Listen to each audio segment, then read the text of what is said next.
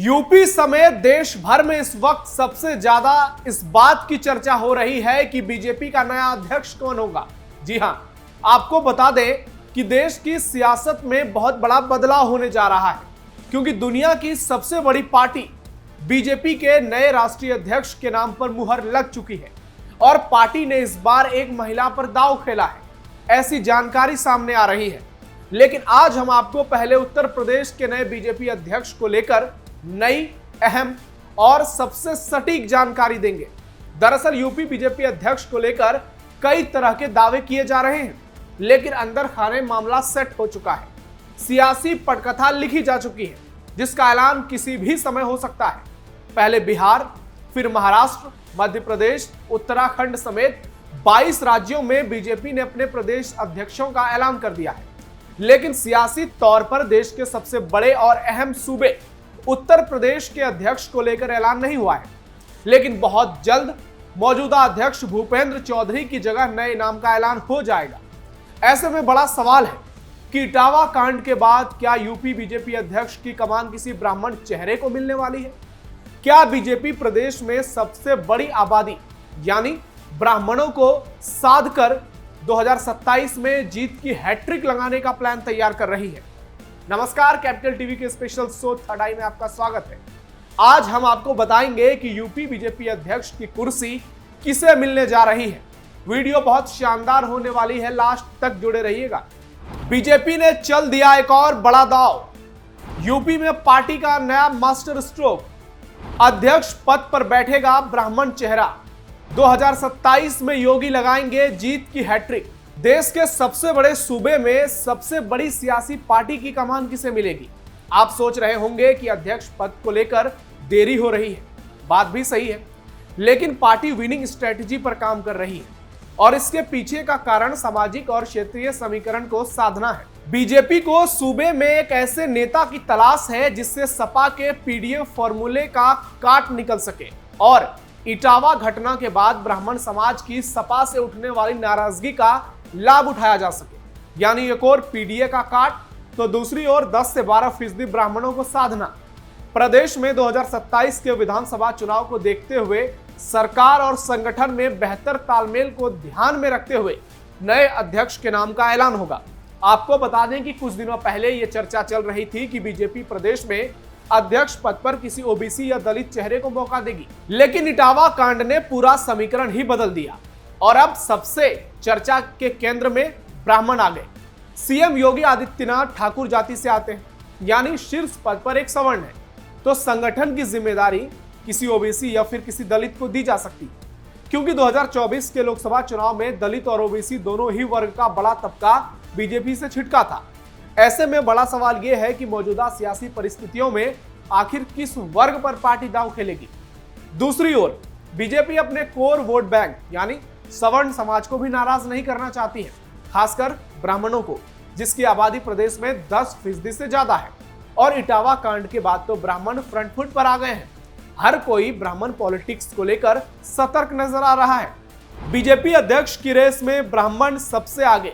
इटावा कांड के बाद ब्राह्मण यूपी की सियासत के केंद्र में फिर से आ गए हैं, क्योंकि प्रदेश में ब्राह्मण बनाम यादव का सियासी एजेंडा पूरी तरह से सेट हो चुका है।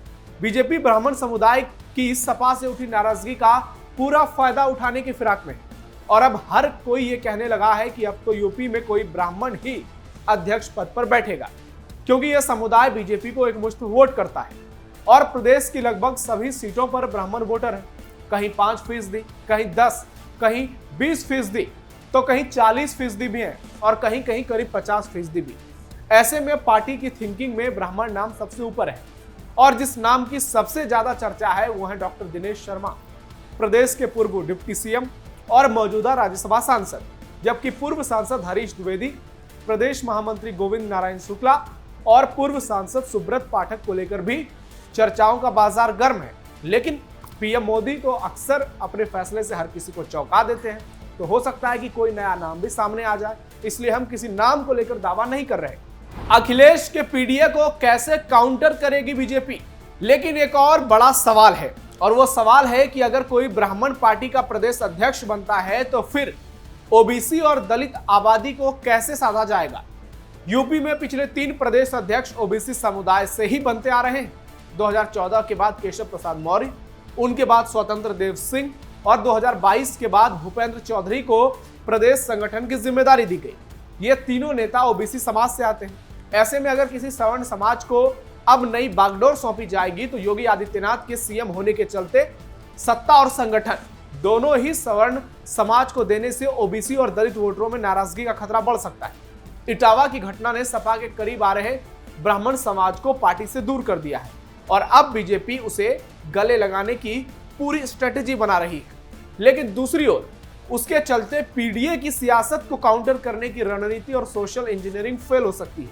ऐसे में यह फैसला बहुत मुश्किल होने वाला है। 2024 लोकसभा चुनाव को नहीं भूल सकती बीजेपी। 2024 के लोकसभा चुनाव में जिस तरह से सपा ने पीडीए, अखिलेश यादव ने जो नारा दिया पिछड़ा दलित अल्पसंख्यक, वो समीकरण सेट कर गए और बीजेपी चारों खाने चित हो गई।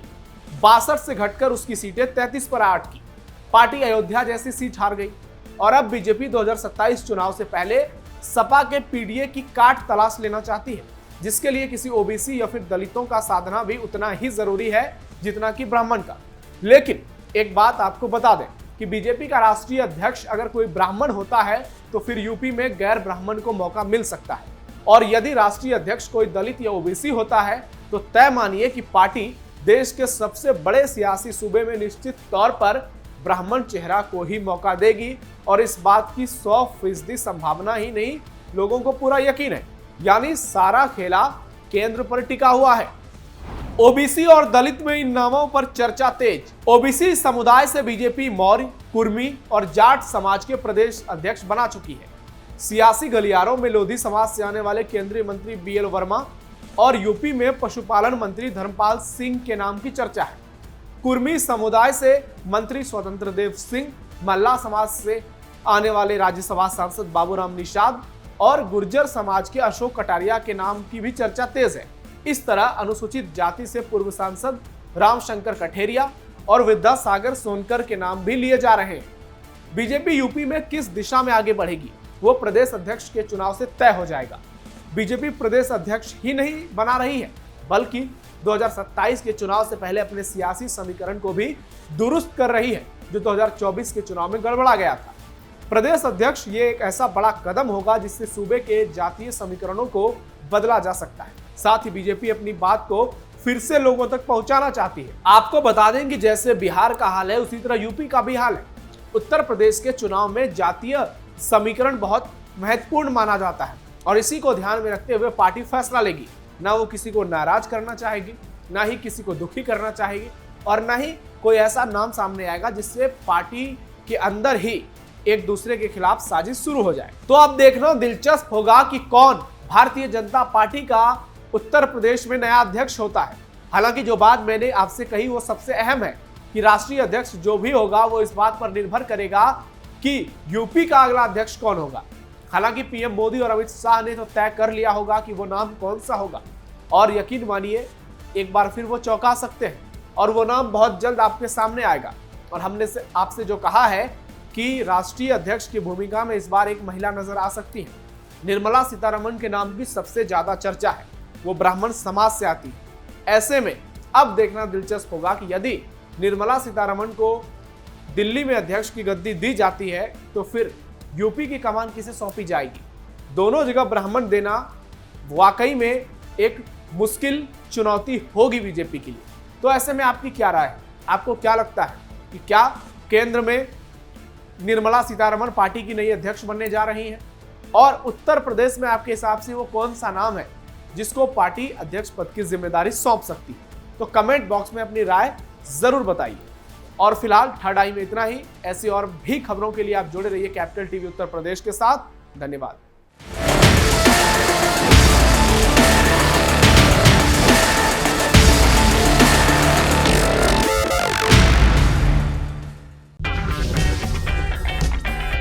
अगर आपको हमारा वीडियो पसंद आया हो तो इसे लाइक करें, हमारे चैनल को सब्सक्राइब करें और हाँ, बेल आइकन दबाना ना भूलें ताकि आप तक हमारे वीडियो की नोटिफिकेशन पहुंचती रहे। आप अपना सुझाव हमें कमेंट बॉक्स में दे सकते हैं। हमारे साथ जुड़ने के लिए शुक्रिया।